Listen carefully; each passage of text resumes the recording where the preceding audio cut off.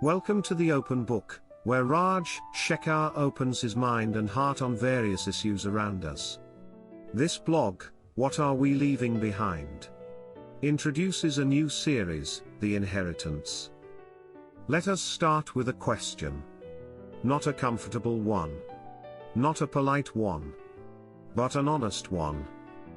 If everything you owned vanished tomorrow, your titles, your home, your bank balance, your awards, what would remain of you? Take a moment with that. Strip away the visiting cards, the LinkedIn profile, the designation on the office door, the carefully curated achievements. What would still be standing? Most of us avoid that question. We push it away. We treat legacy as something distant, something that belongs to retirement speeches, obituary columns, marble plaques, or family wills. A final paragraph written at the end of a long career. A neat summary. A closing statement. But here is the truth. Legacy does not begin at the end. It begins on an ordinary Tuesday afternoon. It begins in the tone you use with someone who cannot advance your career. It begins in a quiet decision you make when no one is watching. It begins in what you choose to protect, what you choose to destroy, and what you choose to ignore. Legacy is not what we leave behind when we are gone. It is what we build while we are here. And that is the uncomfortable truth at the heart of this series, The Inheritance. When we hear the word heirloom, we think of objects. Jewelry locked in velvet boxes. Land passed down generations. Fading photographs. Handwritten letters. Stories repeated at family gatherings. Things of financial, cultural, or emotional value. Objects that carry memory. But pause for a moment. What actually makes something an heirloom? It carries a story. It connects generations. It represents identity and continuity. An heirloom is not valuable because of the material it is made from. It is valuable because of the meaning it conveys. The emotions embedded in it. Now, let us stretch that idea. What if the most precious heirloom we will ever pass on is not gold? Not property? Not reputation? But the earth itself? Clean air. Safe water. Fertile soil.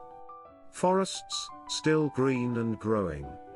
Species, still flourishing. A climate stable enough for life to thrive. These are not environmental slogans. They are inherited assets. And they are perishable. Unlike jewelry, once destroyed, they cannot be recreated. We speak casually of our land, our resources, our development, as though ownership were permanent. But the truth is far more humbling. We are just custodians. We borrow this planet from our children. And what we hand back will define us far more than any monument, award, or quarterly profit. The moment we begin to see natural systems as heirlooms, something shifts inside us. Pollution stops being a policy misstep. It becomes theft from the future. Unsustainable production stops being inefficient. It becomes the slow erosion of our children's dignity. And restoration. Restoration becomes love made visible. A tree planted becomes a message sent forward in time. A river cleaned becomes a promise kept. A shift to clean energy becomes an act of responsibility. Inheritance stops being abstract. It becomes deeply personal. But this series is not only about the planet. It is also about us. Because legacy is not measured in press releases. It is measured in people. What do people feel when they leave a room you were in? Do they feel smaller or stronger? Used or valued? Invisible or seen and respected? Legacy compounds like capital. Every conversation earns interest. Every act of generosity multiplies. Every act of indifference accumulates as well. As Winston Churchill said, we make a living by what we get, but we make a life by what we give. That is not sentimental language. It is a strategic truth. In leadership, in business, in the family, in citizenship. Over the coming episodes, we will explore inheritance from many angles. The inheritance of Earth. The inheritance of institutions. The inheritance of culture. Financial and moral debt. Ideas. Courage. Silence. Love. We will ask questions that will not always be comfortable. Are we builders, or extractors? Stewards, or consumers? Are we compounding value, or quietly depleting it? Are we leaving behind strength, or fragility? Because the next generation will not judge us by GDP figures, social media followers, or personal net worth. They will judge us by the rivers that still flow. By the quality of the air they breathe. By the web of plants and animals that survive. Legacy is not an event. It is a daily practice. It is gratitude translated into action. It is appreciation made visible.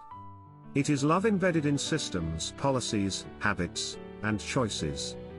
And at the heart of it all lies a simple, disarming truth: we are always leaving something behind. The only real question is, what? This series is not an invitation to admire the idea of legacy. It is an invitation to reframe and shape it. Because inheritance is not automatic. It is conceived. It is constructed. It is chosen. And it begins now. If this question unsettled you even a little, stay with me. In the next episode, we will start exploring various aspects of the inheritance we are leaving behind. And more importantly, what we could leave behind.